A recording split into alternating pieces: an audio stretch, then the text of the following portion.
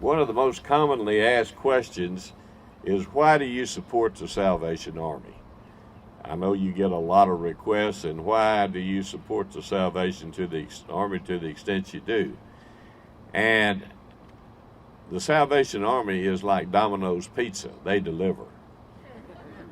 They have a low operating budget. They operate on a 12% operating factor, so that means that 88% out of every dollar contributed goes directly to meet human need.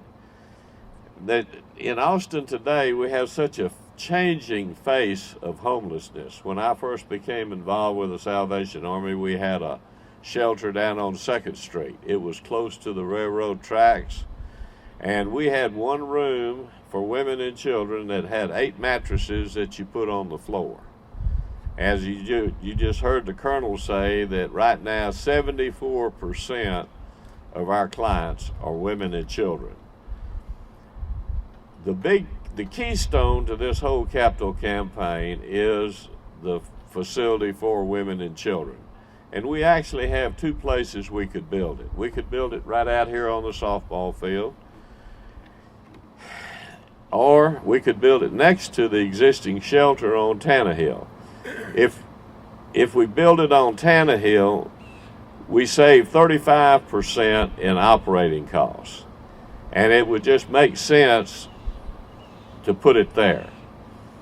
The Commissioners Court voted recently by a unanimous vote to put the land up for sale on a sealed bid basis, and we have real high hopes of getting it because they restricted it to protect the existing shelter so that anyone buying it would have to build a women and children shelter, and as well as be responsible for all the security 24 hours a day, 7 days a week.